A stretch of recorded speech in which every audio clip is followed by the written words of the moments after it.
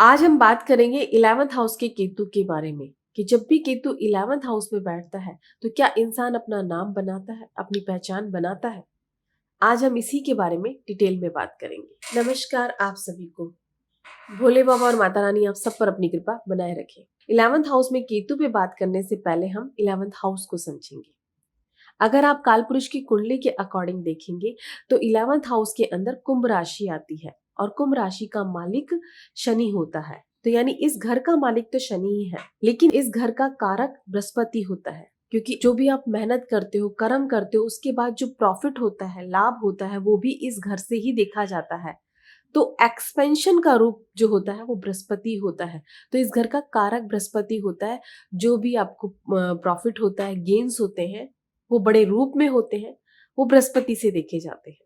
तो आप देखिए कि 11th हाउस से आपके डिजायर्स को देखा जाता है, गेन्स को देखा जाता है, आपकी प्रॉफिट्स को देखा जाता है, लाभ को देखा जाता है। जो भी आप कर्म करते हो उससे जो आपको लाभ होता है, जो आपका प्रोफेशन होता है उससे जो आपको बेनिफिट्स होते हैं, प्रॉफिट होता है, वो भी 11th हाउस से ही देखा जाता है, क्योंकि ये 10वें घर से दूसरा घर है। 11th हाउस से आपके बड़े भाई बहनों को देखा जाता है और 11th हाउस से ही आपकी सोशल नेटवर्क को देखा जाता है। और इसके साथ साथ 11th हाउस से एनजीओ को और जो संस्थाएं होती हैं उनको देखा जाता है। अब बात करते हैं केतु ग्रह के बारे में। केतु केतु मोक्ष है, मुक्ति है, डिटैचमेंट है, लेकिन यही केतु आपका रूटीन भी है, आपकी लिखने की कला भी है। केतु आपका इंट्यूशन पावर है, आपकी सोच है, और आपका देने की जो भावना होती है वो भी केतु से ही देखी जाती है। लेट गो की आदत केतु से देखी जाती है। ये तो हमने समझा केतु के बारे में। अब बात करते हैं कि जब भी केतु पॉजिटिव रूप में 11th हाउस के अंदर रिजल्ट देता है तो इंसान को अपना नाम बनाने में, पहचान बनाने में केतु यहाँ पर सपोर्ट करता है। इंसान की इच्छाओं को पूरा कराने में, उसकी डिजायर्स को पूरा करवाने में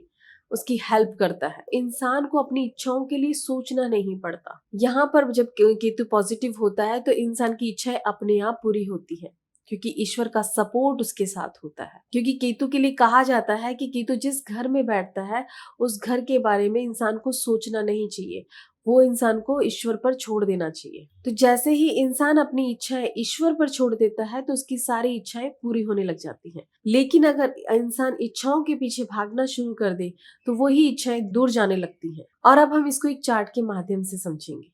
अब आप ये चार्ट देखिए, ये चार्ट वृश्चिक लगन का है और इस चार्ट के अंदर केतु 11th हाउस में बैठा है सूर्य और बुध के साथ। जब भी केतु बुध के साथ बैठता है तो इंसान को सेल्फिश माना जाता है। केतु सूर्य के साथ बैठता है तो अर्ध सूर्य ग्रहण माना जाता है, लेकिन यहाँ पर सूर्य और बुध के साथ बैठा हुआ है। और ये चार्ट किसका है? ये चार्ट नरेंद्र मोदी जी का है। और आप देखिए कि उनके केतु ने उनको सपोर्ट करा है। 11th हाउस से एनजीओ को, संस्थाओं को देखा जाता है। तो आप देखिए कि जब वो शुरू में स्टार्टिंग में आए थे तो वो आरएसएस से जुड़े थे। उन्होंने देने की भावना से काम किया था, सेवा के रूप में काम किया था। तो उसी केतु ने उनको आज नाम भी दिया, पहचान भी दी कि उन्होंने कितने साल तक आरएसएस से जुड़कर काम किया।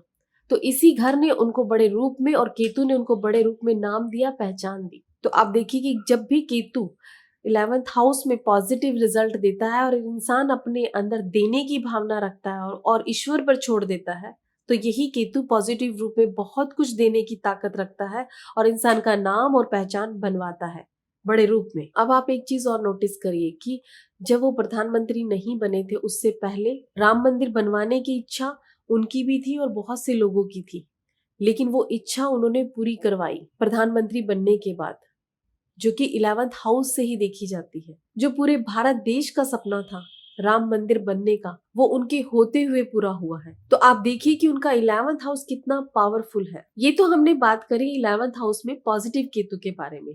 अब बात करेंगे हम 11th हाउस में जब भी केतु नेगेटिव रिजल्ट देता है। सबसे पहले तो इंसान की सोच ही अपने लिए होती है कि अपनी इच्छाओं को पूरा करने की तरफ जाता है।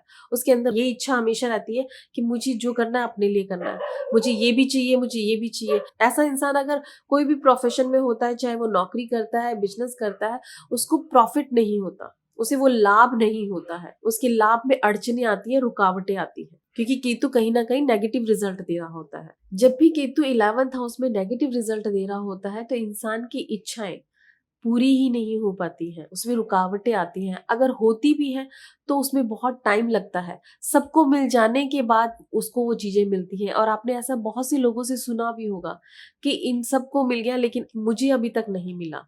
तो वहाँ कहीं न कहीं 11th हाउस या उसमें बैठा हुआ केतु नेगेटिव रिजल्ट दे रहा होता है, इसी वजह से अड़चनें आती हैं। ऐसे इंसान के बड़े भाई बहनों की जिंदगी में भी रुकावटें आती हैं, परेशानियां होती हैं। ऐसे इंसान की नर औलाद होती ही नहीं है, अगर होती है तो उसकी लाइफ में भी बहुत रुकावटें और परेशानियां होती हैं। अगर ये छोटी छोटी सी चीजें हैं, अगर आप नोटिस करेंगे तो आप खुद पहचान जाएंगे कि आपका केतु 11th हाउस में है और आपको पॉजिटिव रिजल्ट दे रहा है या नेगेटिव रिजल्ट दे रहा है। जब भी केतु 11th हाउस में हो और आपको नेगेटिव रिजल्ट मिल रहा हो तो ऐसे में इंसान को डॉग्स की सेवा जरूर करनी चाहिए। इंसान को अपने अंदर देने की भावना रखनी चाहिए। वो जितना अपने अंदर लेट गो की भावना रखता है और देने के लिए सेवा की भावना अपने अंदर रखता है, उतना ही केतु से पॉजिटिव रिजल्ट देता है। और अगर इंसान इच्छाओं के पीछे भागने की बजाय ईश्वर पर छोड़ देगा तो यही केतु से पॉजिटिव रिजल्ट भी देगा। ऐसे में इंसान को अपने बृहस्पति को भी देखना चाहिए कि बृहस्पति कहाँ बैठा हुआ है और वो कैसे रिजल्ट दे रहा है। तो ऐसे में इंसान को अपने बड़े बुजुर्गों की बात जरूर माननी चाहिए, मंदिर में जरूर जाना चाहिए, तो वहां पर बृहस्पति सपोर्ट करेगा। आप ये छोटी छोटी सी रेमेडीज करके देखिए, आपको रिजल्ट जरूर मिलेगा। इसके अलावा भी अगर आपको कोई और दिक्कत आती है तो आप हमसे कांटेक्ट कर सकते हैं। आपको हमारी कांटेक्ट डिटेल डिस्क्रिप्शन बॉक्स में मिल जाएगी। नमस्कार आप सभी को। कृष्ण कृष्ण हरे हरे